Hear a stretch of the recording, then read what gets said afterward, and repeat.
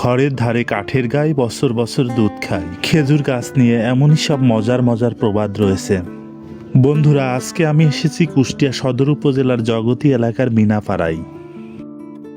কুষ্টিয়া জেলা শহরের অদূরে বাইপাস সড়কের মিনাপাড়া এলাকায় কয়েক শত খেজুরের গাছ রয়েছে, যেগুলো থেকে গাছিরা রস সংগ্রহ করে এখানে জ্বালিয়ে খেজুর গুড় এবং পাটালি গুড় তৈরি করে থাকেন। আজকের এই ভিডিওটির মাধ্যমে আপনাদেরকে খেজুর গাছের রস থেকে পাটালি গুড় তৈরির সম্পূর্ণ প্রক্রিয়াটি দেখানোর চেষ্টা করব। সেই সাথে আরও দেখানোর চেষ্টা করব প্রতিদিন এখানে সকাল সকাল টাটকা খেজুর রস খেতে আসা মানুষের চিত্র। আশা করছি সবাই শেষ পর্যন্ত আমাদের সাথে থাকবেন।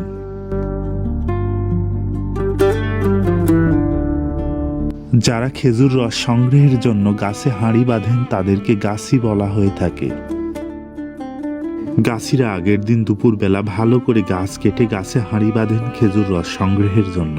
গাছগুলো একটু নতুন করে কেটে দেন যাতে এখান থেকে ভালো মতো রস বের হয়।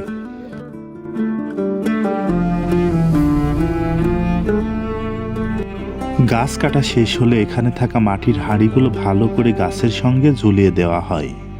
এরপর মশারির টুকরা দিয়ে হাঁড়ির মুখ ভালো করে ঢেকে দেওয়া হয়, যাতে করে পাখি এসে হাঁড়ির রস নোংরা না করতে পারে। তারপর রস সংগ্রহের জন্য হাঁড়িগুলোকে সারা রাত গাছের সঙ্গে ঝুলিয়ে রেখে দেওয়া হয়।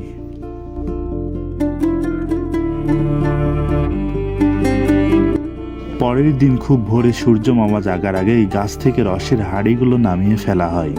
পরের দিন সকালবেলা শীত আর কুয়াশা উপেক্ষা করে কুষ্টিয়া শহর এবং আশপাশের গ্রাম থেকে তরুণ যুবারা আসতে থাকে টাটকা খেজুর রস খাওয়ার জন্য। বন্ধু বান্ধব মিলে সদ্য গাছ থেকে পেড়ে আনা খেজুর রস তারা বেশ মজা করে খেতে থাকেন।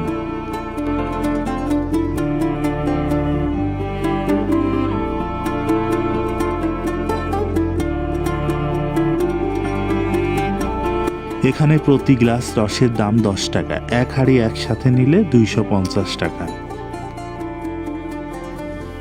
এখানে এই রস খাওয়ার পাশাপাশি প্লাস্টিকের বোতল অথবা পলিথিন ব্যাগে করে কেউ কেউ পরিবার পরিজনদের জন্য এই রস বাড়িতেও নিয়ে যাচ্ছেন। এসবের পাশাপাশি চলছে রস জ্বালিয়ে গুড় তৈরির কাজ। বড় চুলার উপর বসানো হয়েছে আয়তাকার কড়াই। কাঁচা খেজুর রস ঢেলে জাল দেওয়া হচ্ছে গুড় তৈরির জন্য।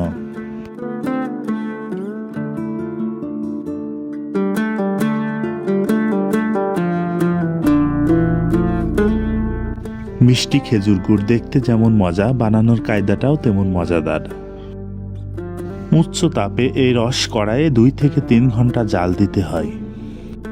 মাঝে মাঝে এই কড়াইয়ের রস ছাঁকনি দিয়ে নেড়ে দিতে হয় যাতে এগুলো উপচে পড়ে না যায়।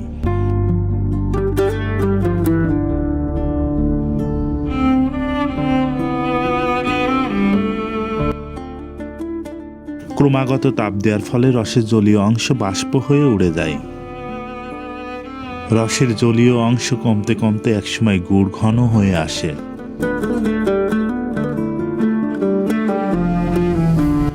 এরপর সোনালী রং ধারণ করা গুড় জ্বলন্ত চুলার উপর থেকে মাটিতে নামাতে হয়।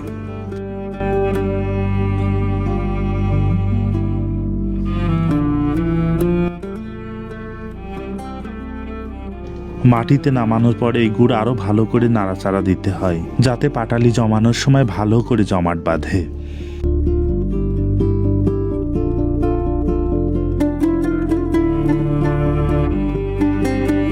এরপর গুড় প্রস্তুতকারীরা একটি বিশেষ কায়দা করেন। সামান্য গুড় নিয়ে কড়াইয়ের সাথে ঘষতে থাকেন। এগুলোকে কড়াইয়ের সাথে ঘষতে ঘষতে শক্ত জমাটবদ্ধ পেস্টের মতো করে ফেলেন।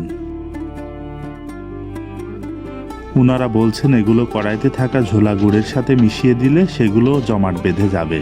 এতে করে তাদের খেজুর গুড়ের পাটালি জমাতে আরো সহজ হবে।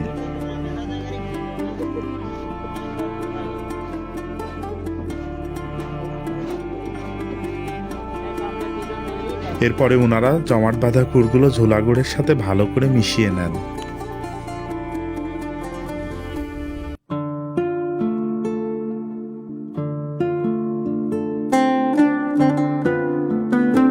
এরপর কড়াইয়ে থাকা গরম গুড়গুলো তারা আলাদা পাত্রে নামিয়ে নেন। এরপর এগুলোকে পাটালি বানানোর জন্য জমাতে নিয়ে যাওয়ার পালা।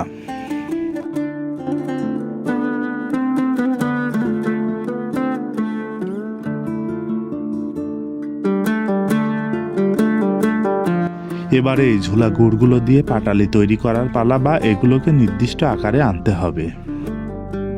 এজন্য মাটির সানকি বা শাঁসপাত্রগুলো সাজিয়ে নেওয়া হচ্ছে। এগুলোকে স্থানীয় ভাষায় মাটির খুঁড়ি বলে। শাঁসপাত্র বা খুঁড়িগুলোকে সুতার কাপড় দিয়ে ঢেকে দেওয়া হচ্ছে। এগুলোর উপরে ঢালা হবে গুড়। জমে যাওয়ার আগেই এই ঝোলা গুড়কে আকার দেওয়ার জন্য ঢালতে হবে শাঁসপাত্রে। গুড়গুলোকে নেড়ে কিছুটা ঠান্ডা করে নেওয়া হচ্ছে। এতে করে ছাঁচে ঢালতে আরো সহজ হবে।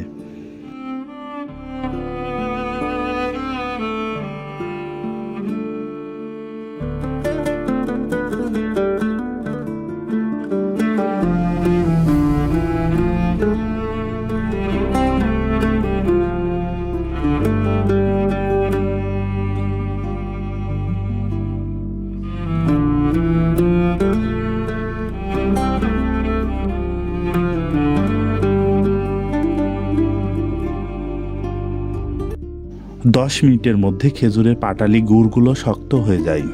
এগুলো সাথে সাথে তুলে ফেলা হয় এবং এগুলো এখন বিক্রয়ের জন্য উপযোগী। এখানে আগত দর্শনার্থীরা দাঁড়িয়ে থেকে গুড় বানানো দেখে সেগুলো কিনে বাড়িতে নিয়ে যাচ্ছেন। এখানকার এই গুড় প্রস্তুতকারীরা জানান তাদের এই গুড়গুলো এখানে খুচরা এবং পাইকারি দরে বিক্রি হয়ে যায়। এগুলো বিক্রি করতে তাদের আর বাইরে যেতে হয় না।